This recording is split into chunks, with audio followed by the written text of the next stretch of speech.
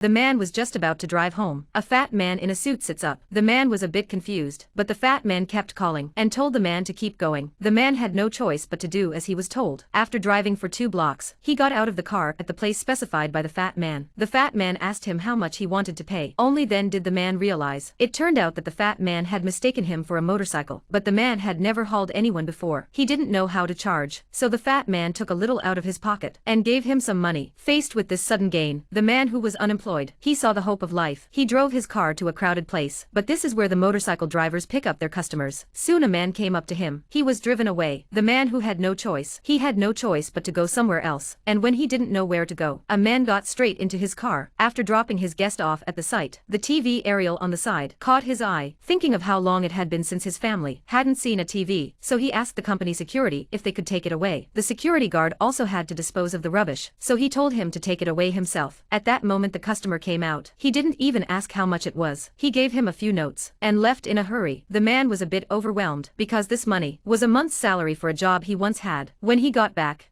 the man replaced the antenna he had found. Looking at the motorbike in front of him, the man knew that this job could support his family. In the evening, the family washed the motorbike, washed and cleaned. This is the kind of man a man who has shown many people how great a father can be. A man called Midge. Last week he was a worker on an ostrich farm. Although the salary was not high, but it was enough to feed his family. One day Mijai came home from work. He saw his daughter and a group of children by the water cellar. He went up to her and asked her about it. He found out that his daughter had been trying to catch fish for her brother. She had accidentally dropped her hearing aid. Mijai immediately took off his trousers and went down to look for it. As he searched for her, he kept telling his son off, but his son told him he was going to clean the mud out of the water cellar, and then he would raise fish in it. When the fish have grown up, he would be able to sell them for money. Mijai immediately rejected his son's idea. Raising fish here, it's just not practical. That's when one of the kids found a hearing aid. When he got back, Mijai cleaned him off, only to find that when her daughter put it on, she couldn't hear anything. Angry, Midge, he chased his son and prepared to beat him up. She couldn't hear without her hearing aid, and with her exams coming up next week, Midge went to work, thinking about her hearing aid, and as a result of his distraction, an ostrich ran away. A dozen people failed to catch up. An ostrich that wanted to be free, so he went with the workers to look for the ostrich, but after searching for half a day, they couldn't find it. Midge returned to the ranch in despair. Seeing his work clothes at the door, he knew he had been fired, but the boss didn't ask him to compensate him because he was an old employee. He didn't give him any compensation. He even gave him an ostrich egg to spare his wife's worries. Mijai volunteered to say he had quit his job. He wanted a new job. His wife saw right through it, but she didn't say anything. She took the ostrich eggs her husband had brought home. She made a scrambled tomato egg. The next day Miguel went to town to have his hearing aid repaired. He was told that the hearing aid was obsolete, but it would cost more than 10,000 to buy another one. For Mijai,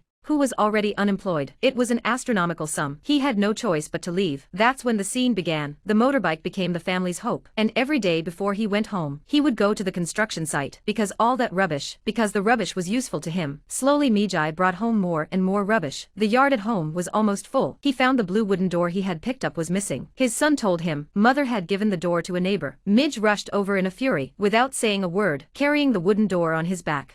He left, leaving behind an embarrassed wife and a dumbfounded neighbor. At the end of the night, Miji realized that he had neglected his wife's feelings, so he apologized to his wife and promised that next time, he promised to bring another wooden door to the neighbor. She forgave her husband. The same day Mijai got a job delivering electrical appliances, but since it was his first time, he didn't know the route. He had been following the group, but halfway through, his motorbike stalled. By the time he lit it up again, the caravan had already left. Miguel was going to send the appliances back, but stopped at the crossroads. He hadn't had any new appliances in the house for a long time, so he took the fridge back home. This made the children very excited. At night, Miguel looked at the fridge in front of him. He was a little uneasy, and he thought of his daughter who was about to take her exams. So the next day, he took the fridge to the second-hand market. Just as he was about to sell the fridge, he saw a group of ostriches looking at him from across the street. This made Mijai's heart feel very torn. In the end, Midge did not lose his dignity. He sent the fridge back to the factory. Luckily, the boss didn't blame him. He was given double the money for his work and offered him a job. Mijai was very happy. He was about to tell his wife about his joy, but he saw his daughter and son selling flowers. Mijai was furious and rushed up to them. He kicked the children's stall. In Mijai's opinion,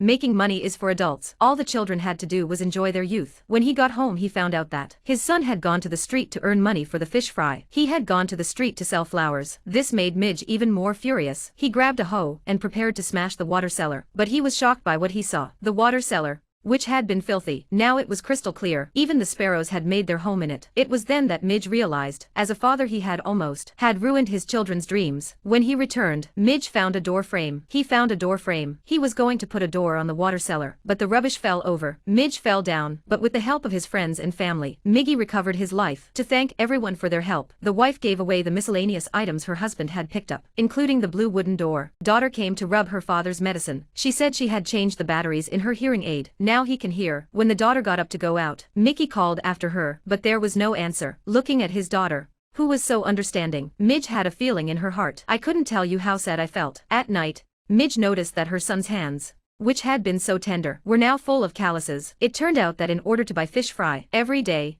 he would go out with his cousin. He would go out with his cousin to make money. He would give the money he earned to his mother for safekeeping. The mother said she now helps others sew clothes every day. All the money she earns is used to pay for household chores. But when the time comes, she will put aside a little money to support her son's dream. Hearing the conversation between mother and son, Mijai began to reflect on the situation. In the face of his son's dream, his wife had always been unconditionally supportive, but he kept saying no. A month later, his son had saved enough money to buy fish fry. He took a ride with his cousin to the city. He bought a big bucket of goldfish. On the way back, the children were very happy, but the bucket broke a hole. The children lifted the bucket to fill it, but they accidentally knocked the bucket over. The fish fry were scattered all over the place. Looking at their dreams shattered in front of them, the children cry helplessly. In the end, they picked the biggest fish and loaded it up. On the way back, the children looked despondent, but in order to calm the children, Midge sang a song. It wasn't very nice, but it did help the children to relax. When we got back, the children immediately ran to the water cellar and put the goldfish in, because it was their last hope. The next day Midge woke up to a crashing fuselage. It turned out to be a sparrow that had flown in. Midge opened the door and window as he watched the sparrow fly out, and finally a smile came to Mijai's face. Then the voice of the owner of the ostrich factory came from outside. He said that the ostrich had come back on its own. He told Miji to report to the factory tomorrow. Maybe if life closes a door for you, God will open a window for you. And that's the end of the film, The Song of the Sparrow. It's a niche film. Midge's lost ostrich, daughter's broken hearing aid, son's dream of raising fish, whales scattered all over the place, strange dancing ostriches, etc. Still the people who suffer but are pure and good. May every twist and turn of life is to bring life closer to completion.